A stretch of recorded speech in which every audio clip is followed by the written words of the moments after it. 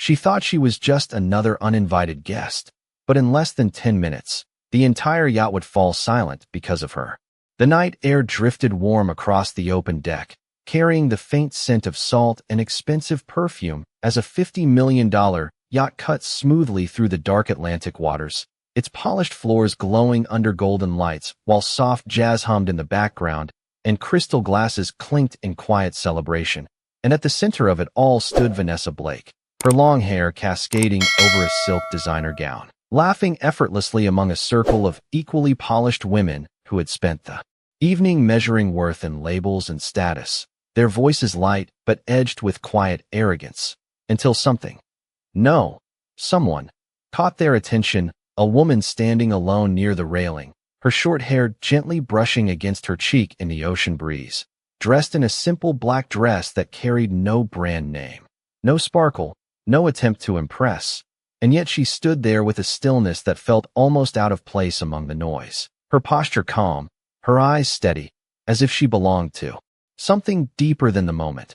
And that was exactly what made Vanessa smirk, because in a room built on appearances, silence was often mistaken for weakness. "Well, this is new," Vanessa murmured just loud enough for her friends to hear, their laughter following quickly as they exchanged glances, the kind that judged without needing words, and within seconds they moved closer, heels clicking softly against the deck as the circle tightened, their curiosity turning into quiet amusement.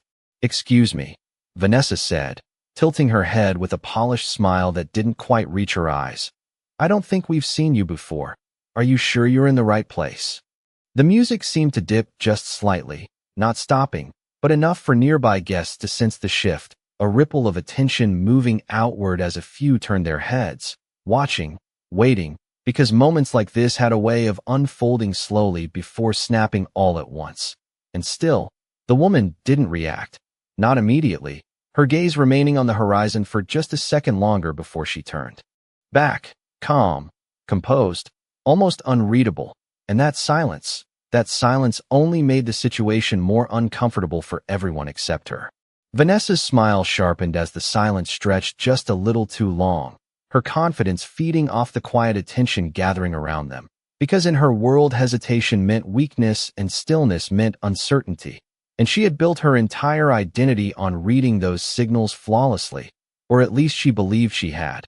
"You know," she continued, her tone light, but laced with something colder beneath. "This event is invite only, and security is usually very careful about who gets on board." A few of her friends let out soft, knowing laughs, the kind that echoed just enough to make the moment feel public without anyone raising their voice, and nearby guests began to slow their conversations, their eyes drifting toward the scene as if drawn by an invisible thread, because there was something about the way the quiet woman stood there that did not quite fit the narrative Vanessa was trying to create. She was not flustered, not defensive, not even surprised. Instead, she simply watched Vanessa with a calm that felt almost deliberate, and that calm began to ripple through the air in a way no one could quite explain. "Maybe you came with staff," one of the girls added, tilting her champagne glass slightly as she looked her up and down. "Catering entrance is downstairs." More laughter followed, slightly louder this time, encouraged by the absence of resistance, and Vanessa took a step closer, closing the space between them until only a few inches remained, her voice dropping just enough to sound personal while still carrying to those listening. "Or maybe you are just enjoying the view before someone asks you to leave." The words landed softly but carried weight, and for a brief second, it seemed like the entire deck leaned into that moment, waiting for a reaction, any reaction, but instead the woman shifted her gaze past Vanessa, her eyes lifting toward the upper deck, where the bridge overlooked the party. And something about that glance, subtle and quiet, caused a flicker of uncertainty to pass through one of the guests, watching nearby, though no one said it out loud, because the music was still playing, the lights were still glowing, and Vanessa was still smiling, unaware that the ground beneath her certainty had already begun to move, and somewhere above them, footsteps had just changed direction. Vanessa's smile sharpened, but this time it carried something colder, something more deliberate, because the quiet woman's calm was no longer amusing, it was irritating. "You are very calm for someone who clearly does not belong here," she said, her voice just loud enough to draw more attention. And this time, people were not pretending not to listen. They were watching, openly now. Waiting, the quiet woman turned slowly, her eyes steady, unreadable. "Do you always decide who belongs?" she asked softly. "Or only when it makes you feel important?" A ripple moved through the crowd, subtle but real, and Vanessa laughed, louder than necessary, reclaiming control, or trying to. "Oh, I do not decide anything," she said, lifting her glass. "But I do recognize standards." She paused, then added, "Just enough edge to cut. And this is a $50 million yacht, not a sightseeing cruise." A few guests chuckled, some shifting uncomfortably, and then she said it, the line that tipped everything. "Maybe we should call security," she added casually, as if suggesting dessert, "just to make sure everyone here actually belongs." The words hung in the air, sharp, deliberate, final, and for a moment, it worked. The power was hers again, the attention, the control, the narrative, until the music dipped, not stopped, but dipped, just enough to feel wrong, just enough to make people turn, and somewhere above them, a door opened. The shift did not explode. It arrived quietly, and that made it more powerful. The captain stepped onto the deck with measured precision, his presence cutting through the atmosphere without a single raised word. Conversations faded, glasses paused mid-air, and Vanessa, still holding her position, did not notice at first, still anchored in the moment she believed she controlled. "Is there a problem?" she asked lightly, her voice smooth, confident, but the captain did not even look at her. Not a glance, not a flicker, his focus locked onto someone else entirely. And that was when the silence began to spread, real silence this time, not social politeness, but something deeper, something instinctive. He stopped just a few feet away from the quiet woman, his posture straight, his tone precise. "Miss Carter," he said, clear enough for everyone to hear. "We are approaching the harbor line. We are ready for your signal." And in that exact second, Vanessa froze, not metaphorically, physically. Her smile stopped mid-curve, her breath caught halfway, her hand still holding the glass without moving. Because the words did not just land, they shattered the frame she had built around the situation, around her, around everything, and around them. The room followed. Conversations died mid-sentence. A guest near the bar lowered his drink slowly. Another blinked as if trying to process what they had just heard. And the quiet woman turned, not rushed, not surprised, just certain. "Thank you," she said softly. And in that moment, nothing needed to be explained anymore, because everyone understood at the same time, all at once, and Vanessa realized she had just asked security to remove the one person who owned the entire night. The silence did not break. It deepened, settling over the deck like a weight no one could ignore. And for the first time that night, Vanessa Blake did not have a response ready. Her confidence, so effortless just moments ago, now caught somewhere between disbelief and realization, her eyes flickering between the captain and the woman standing before her, searching for something that would explain this, something that would restore the balance she had lost. But there was nothing, because everything about the moment was already clear to everyone else. The tone, the respect, the way the captain stood slightly straighter in her presence, waiting, not commanding, not correcting, simply waiting, as if her word carried more authority than the entire guest list combined. And slowly, almost reluctantly, Vanessa lowered her glass, the faint clink against the tray of a passing server echoing louder than it should have. "Miss Carter," she repeated quietly, the name unfamiliar on her tongue, but heavy now with meaning. And around her, her friends had gone completely still, their earlier laughter dissolved into tight, uncertain expressions, no one daring to speak, no one daring to step in, because the shift was too complete, too undeniable. And the quiet woman finally moved, just a small step forward, closing the space Vanessa had once controlled so easily. Her gaze steady, not cold, not angry, simply aware. "You were saying something about standards," she said gently, her voice carrying just enough to reach those still watching. And the words, though calm, landed with a precision that made Vanessa's breath catch for a fraction of a second, because this was no longer a social exchange, no longer a moment of casual judgment. This was something else entirely, something she had not prepared for, something she could not navigate with charm or status. And behind them, The city lights had begun to appear on the horizon, faint at first, then growing clearer, a reminder that the night was moving forward whether she was ready or not. The captain remained in place, silent now, but attentive, his presence reinforcing what had already been revealed without needing to repeat it. And Vanessa, standing in the center of it all, understood with a sinking clarity that the woman she had tried to dismiss, to diminish, to remove from the space, had never been out of place at all. She had been at the center of it from the very beginning, and everyone else, including Vanessa herself, had simply been invited into her world. Vanessa's lips parted slightly as if to speak, but no words came out, because for the first time in a very long time, she did not know which version of herself to use, the confident socialite, the polished negotiator, or the effortless charmer. None of them seemed to fit this moment, and that realization alone was enough to keep her silent. The quiet woman, Miss Carter, watched her for a brief second longer, not with judgment, not with satisfaction, but with a calm understanding that made the tension feel even sharper. Standards are important, she continued softly, her voice steady, measured, but they tend to reveal more about the person who sets them than the person they are used against. The words settled over the group like a gentle but undeniable truth, and no one moved, no one interrupted, because there was nothing to interrupt with.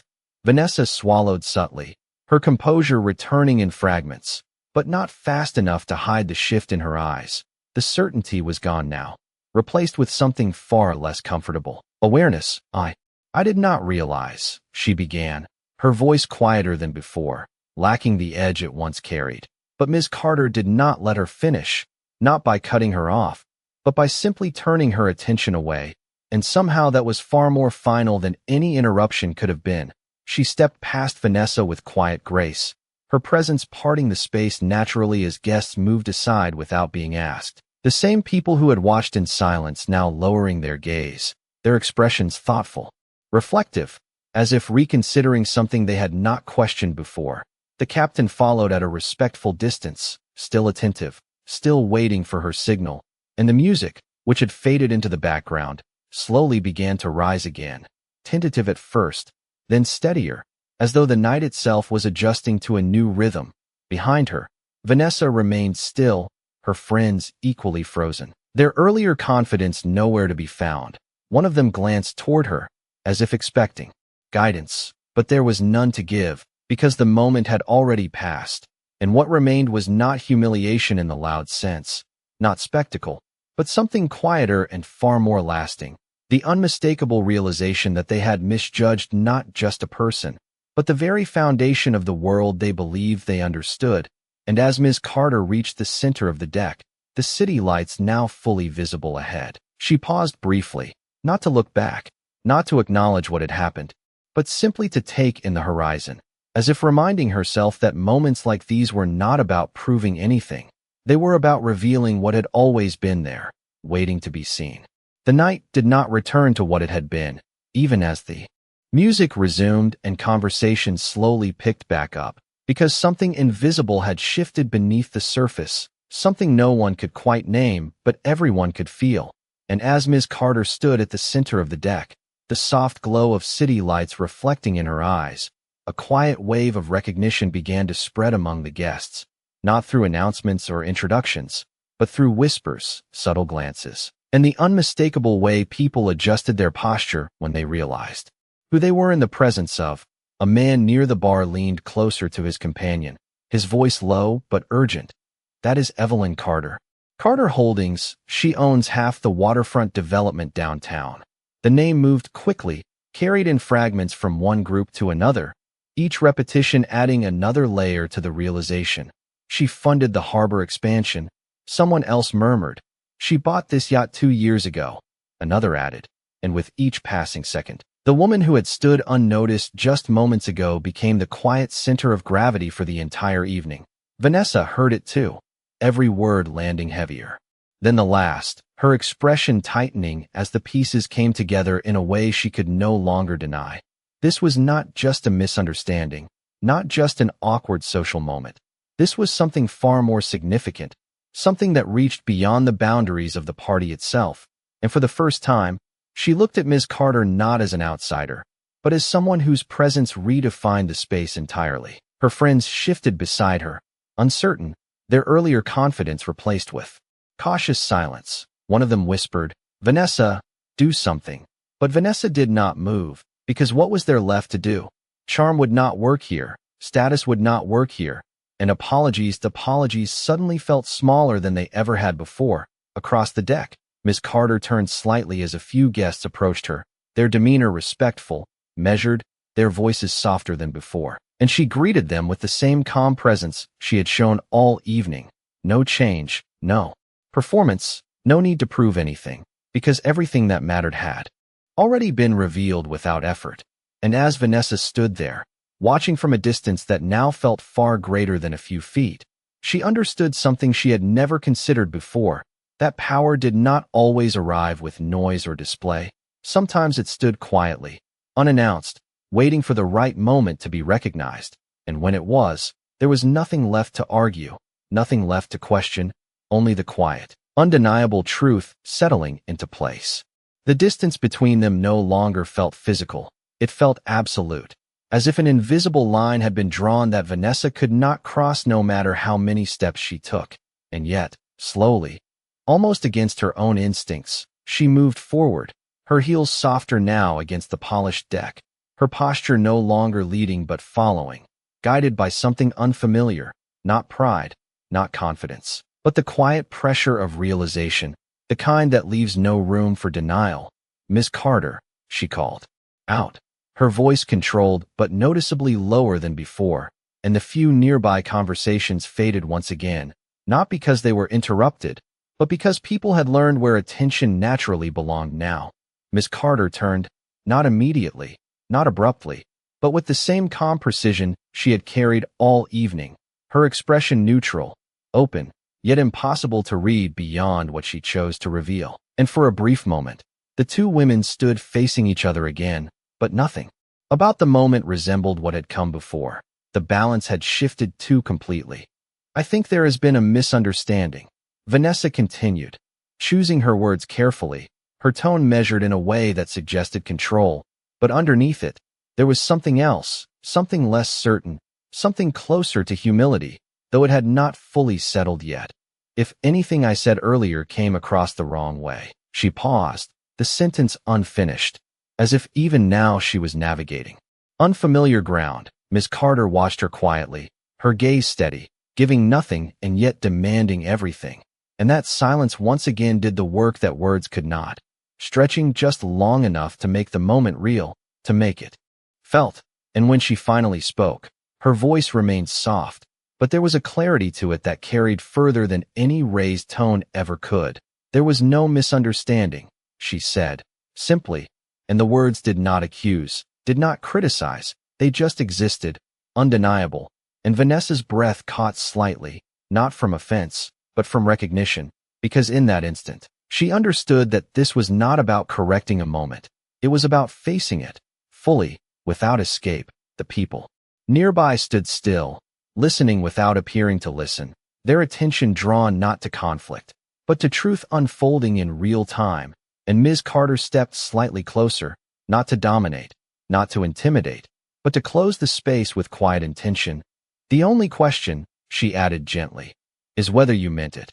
And the air seemed to still once more, not heavy, not tense, but clear, as if the entire night had led to this single, unfiltered moment where nothing could be hidden behind laughter or status. And Vanessa, standing there under the soft glow of the deck lights, realized that this was the part no one prepared for, not the embarrassment, not the silence, but the choice that came after. Vanessa stood there with the weight of the question settling deeper than anything said before, because this was no longer about appearances or social missteps. This was about intention, about truth, and for the first time that night, she did not try to protect herself with a smile or a clever response. Her shoulders lowered slightly, the tension leaving her posture as she let out a quiet breath. "Yes," she said finally, her voice no longer carrying the polished confidence from earlier, but something more honest, more exposed. "I meant it." The admission did not echo loudly, but it carried further than any laughter had, because it was real, And in that moment, the entire atmosphere shifted again, not toward judgment, but toward clarity. Miss Carter held her gaze for a second longer, as if measuring not the words themselves, but the space they came from. And then, without hesitation, she nodded once, a small, almost imperceptible gesture, but one that closed the moment with quiet finality. Then remember it, she said softly, not as a threat, not as a lesson spoken down to someone, but as a simple truth offered without weight. And with that, she stepped back, not turning away abruptly, not dismissing Vanessa with coldness, but moving forward into the evening as if nothing more needed to be said, because in her world, resolution did not require spectacle, it required understanding. The music swelled gently once more. Conversations resumed with a new tone, quieter, more aware, and the guests who had watched now carried something different with them. Not just a story of what happened, but a reflection of what it meant. Vanessa remained still for a moment longer, her friend silent beside her, no longer guiding, no longer reinforcing, because the dynamic had changed in a way that could not be undone. She looked around the deck, at the same people, the same lights, the same setting. But nothing felt the same anymore, because now she saw what she had missed before. The difference between presence and appearance, between noise and substance. And slowly, she straightened, not to reclaim what she had lost, but to carry something new forward, something quieter, something she had not valued until now. And as the yacht continued its smooth path toward the glowing city skyline, the night settled into a calm that felt deeper than before, and somewhere within that stillness, a simple truth remained, unspoken but undeniable, that respect is